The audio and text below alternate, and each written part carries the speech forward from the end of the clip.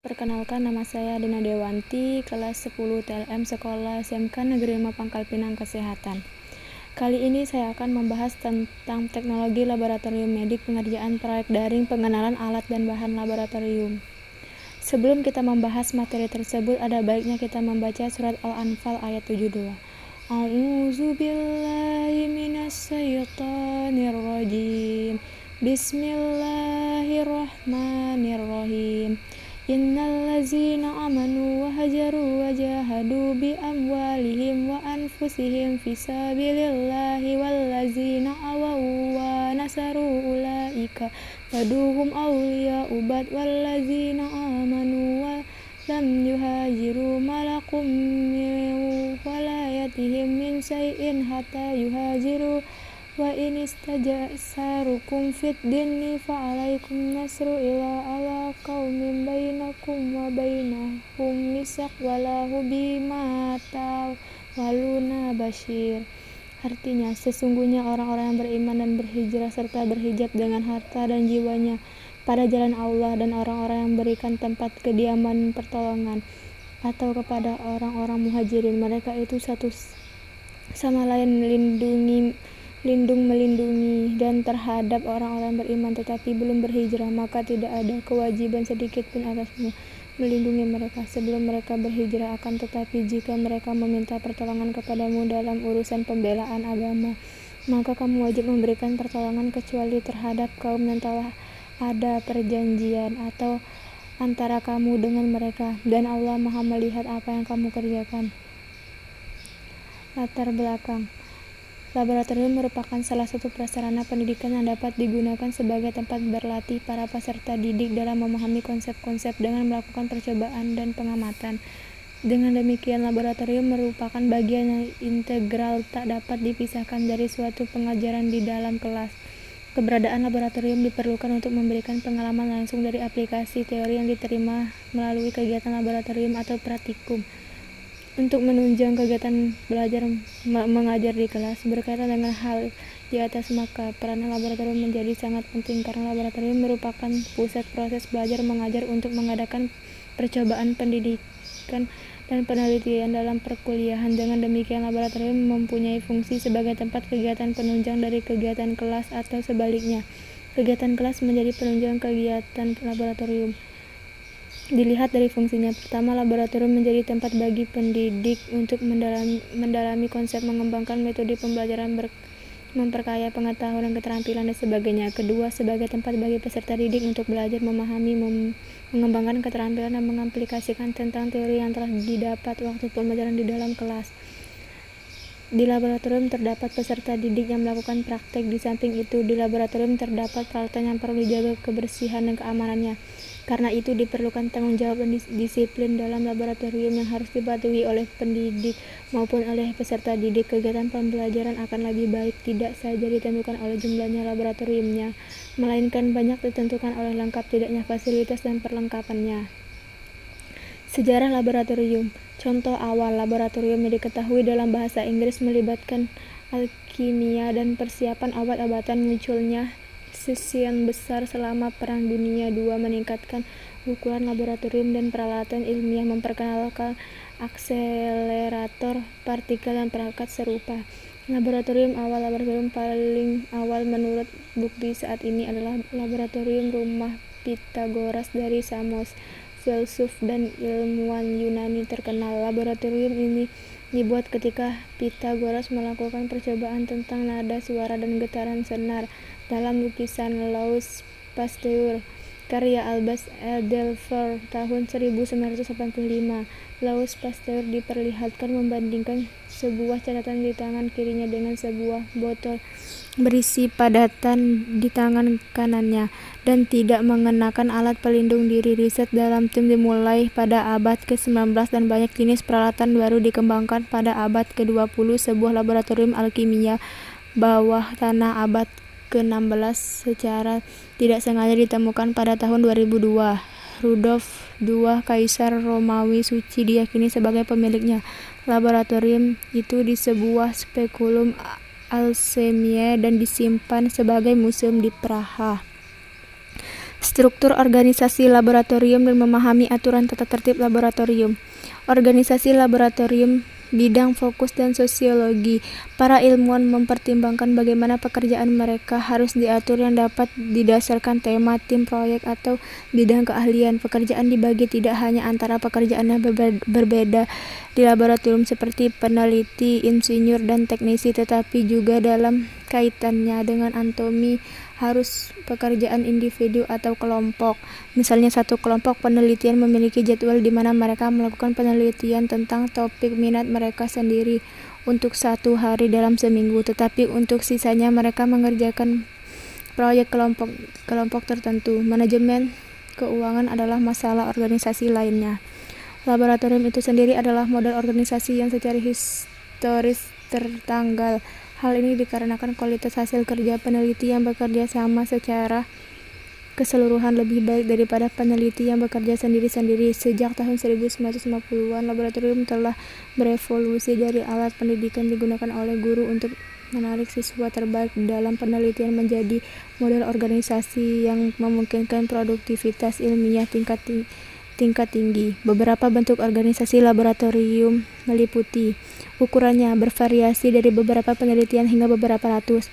Pembagian kerja terjadi antara desainer dan operator, peneliti, insinyur dan teknisi, ahli dan peneliti, peneliti senior, peneliti junior dan mahasiswa. Mereka yang menerbitkan, mereka yang menandatangani publikasi dan lain-lain, dan di antara spesialisasi.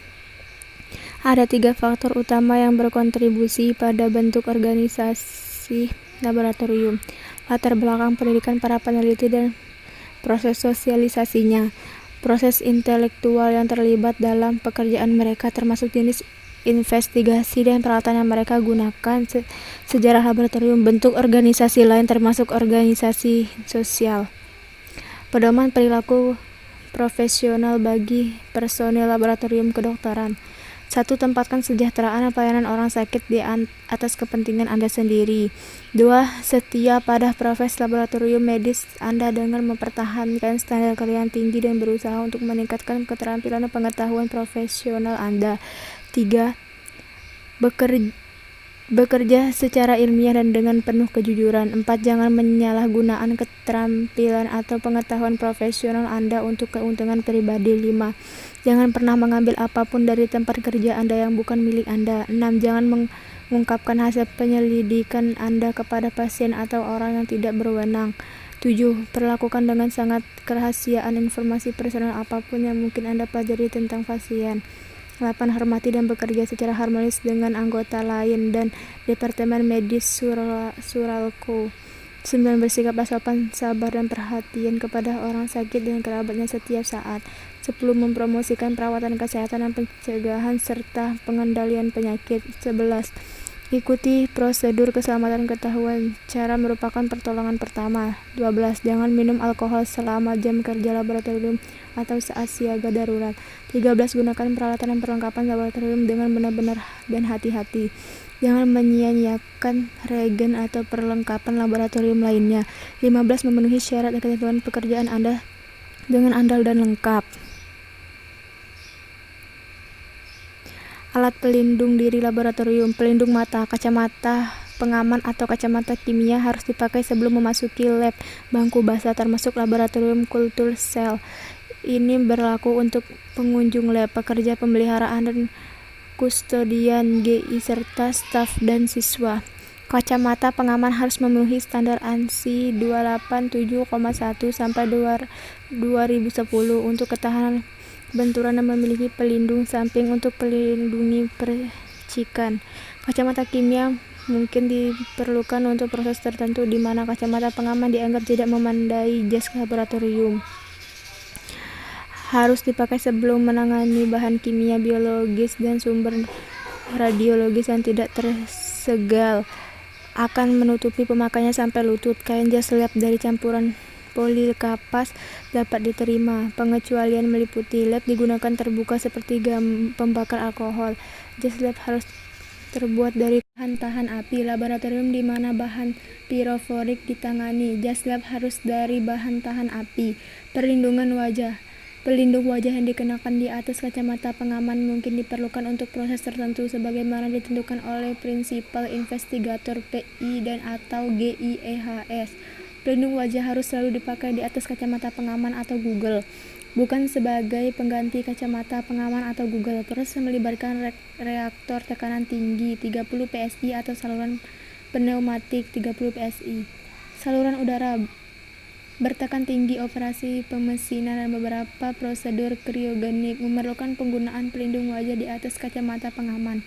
Pelindung tangan, sarung tangan khususnya harus dipilih dengan hati-hati. Sarung tangan harus tahan terhadap bahan kimia yang digunakan tetapi juga tidak membahayakan pemakaiannya karena kehilangan ketangkasan. Risiko cedera ergonomis seperti meningkatkannya ketegangan otot akibat sarung tangan yang terlalu berat atau kaku untuk memipet, menangani benda kecil, dan lain-lain, atau meningkatkan risiko terjebak dalam peralatan berputar dari sarung tangan yang terlalu longgar di tangan pengguna.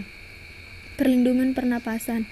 Respirator adalah pilihan terakhir untuk melindungi orang-orang di tempat kerja. Alat pemisahan campuran corong pisah. Corong pisah digunakan pada saat akan memisahkan dua larutan yang tidak menyatu karena massa jenis yang berbeda. Corong pisah ini biasanya digunakan pada saat dilakukannya ekstraksi labu destilasi. Fungsi untuk destilasi larutan. Pada bagian atas terdapat karet penutup dengan sebuah lubang sebagai tempat termometer. Kondensor. Fungsi untuk destilasi larutan. Lubang-lubang bawah tempat air masuk. Lubang atas tempat air keluar. Rota vapor. Fungsi untuk memisahkan zat dari suatu campuran, misalnya untuk memisahkan pelarut heksana yang digunakan untuk mengekstraksikan minyak dari suatu bahan. Bahan-bahan berbahaya, mudah meledak, eksplosif, yaitu bahan yang pada suhu dan tekanan standar 25 derajat Celcius 760 mmHg dapat meledak atau melalui reaksi kimia dan atau fisika dapat menghasilkan gas dengan suhu dan tekanan tinggi yang dengan cepat dapat merusak lingkungan di sekitarnya. Pengoksidasi, oxidizing, yaitu bahan yang memiliki waktu pembakaran sama atau lebih pendek dari waktu pembakaran senyawa standar, sangat mudah sekali menyala. Extremely flammable, yaitu B3 padat dan cair yang memiliki titik nyala di bawah 0 derajat C dan titik didih lebih rendah atau sama dengan 35 derajat, sangat mudah menyala. Highly flammable, yaitu bahan yang memiliki titik nyala 0 sampai 21%, mudah menyala. Flammable, amat sangat beracun. Extremely toxic, sangat beracun. Mildly toxic, beracun. Moderately toxic, yaitu bahan yang bersifat racun bagi manusia dan akan menyebab kematian atau sakit yang serius apabila masuk ke dalam tubuh melalui pernapasan, kulit, atau mulut. Berbahaya, harmful, itu bahan baik daratan maupun cairan ataupun gas yang tidak terjadi kontak atau melalui inhalasi ataupun oral dapat menyebabkan bahaya terhadap kesehatan sebagai tingkat tertentu. Korosif, yaitu bahan yang menyebabkan iritasi pada kulit, menyebabkan proses pengkaratan pada lempeng baja. SAE 10-20 dengan laju korosif lebih besar dari 6,33 mm atau tahun, atau mempunyai pH sampai sama atau kurang dari 2 untuk B3 bersifat asam dan sama atau lebih besar dari 12,5 untuk yang bersifat basa. Bersifat iritasi, iritan, yaitu bahan padat atau cair yang jika terjadi kontak secara langsung dan apabila kontak tersebut terus-menerus dengan kulit atau selaput lendir dapat menyebabkan peradangan. Berbahaya bagi lingkungan, yaitu bahaya yang ditimbulkan oleh suatu bahan seperti merusak lapisan ozon, misalnya CFC. Persisten dilindungi, misalnya PCBS, atau bahan tersebut dapat merusak lingkungan. Karsinogenik, yaitu bahan dapat menyebabkan sel kanker. Teratogenik, yaitu bahan dapat mempengaruhi pembentukan dan pertumbuhan embrio. Penggunaan alat di laboratorium. Teknik laboratorium adalah seperangkat prosedur yang digunakan pada ilmu alam seperti kimia, biologi, fisika untuk melakukan percobaan. Semuanya mengikuti metode ilmiah. sementara beberapa di antara melibatkan penggunaan peralatan laboratorium yang kompleks, dari peralatan gelas laboratorium hingga perangkat listrik dan peralatan lainnya yang memerlukan pasokan yang lebih spesifik atau lebih mahal. Peralatan laboratorium mengacu pada sebagai perlengkapan dan peralatan yang digunakan oleh ilmuwan yang bekerja di laboratorium. Peralatan klasik mencakup peralatan seperti pembakar Bunsen dan mikroskop serta perlengkapan khusus seperti ruang pendingin open, spektrofotometer, dan kalometer. Peralatan laboratorium umumnya digunakan untuk melakukan percobaan dan pengukuran dan mengumpulkan data.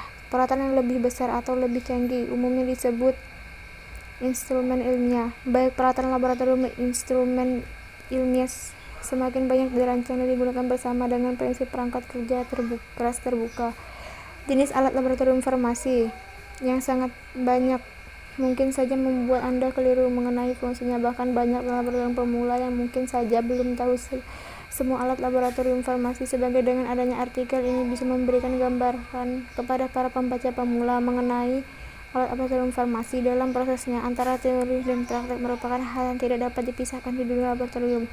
Tidak hanya di dunia industri yang harus memiliki laboratorium dengan status lengkap, dan bidang pendidikan juga diharapkan alat yang ideal untuk proses pembelajaran. Alat laboratorium yang lengkap juga digunakan sebagai penunjang kegiatan akademik penelitian dosen maupun mahasiswa. Kesimpulan dari semua PPT di atas dapat ditarik kesimpulan sebagai berikut. Alat yang digunakan dalam melakukan praktikum ini adalah gelas kimia, gelas ukur tabung reaksi Erlenmeyer, hot plate, pipet tetes, mikropipet, sikat tabung, centrifuge, loupe, Javan Petri, kultur Campbell, mikroskop cahaya, lampu Bunsen, jarum Oz, timbangan analitik, autoclave, shaker water bath. Masing-masing alat praktikum memiliki fungsi dan penggunaan yang berbeda-beda saat melakukan pengamatan, terutama jika hasil yang diharapkan berupa data kuantitatif. Dibutuhkan ketelitian yang sangat tinggi. Seringkali kita membutuhkan alat bantu untuk mendapatkan ketelitian yang diharapkan. Peralatan yang digunakan pengamatan biasanya digunakan untuk mengukur atau mengamati objek-objek yang ukurannya tidak dapat diamati langsung oleh indera manusia. Penggunaan alat-alat pengamatan harus dilakukan secara hati-hati agar dapat digunakan dalam jangka waktu yang lama, terutama peralatan laboratorium. Dalam menggunakan peralatan laboratorium, kamu harus memiliki keterampilan, kecermatan, dan ketelitian agar diperoleh data yang akurat. Untuk itu, kita perlu mengenali bagian-bagian dan cara kerja dari alat tersebut. Berikut akan disampaikan beberapa alat yang sering digunakan dalam pengamatan praktikum. Sekian video penjelasan tentang alat dan bahan laboratorium. Wassalamualaikum warahmatullahi wabarakatuh.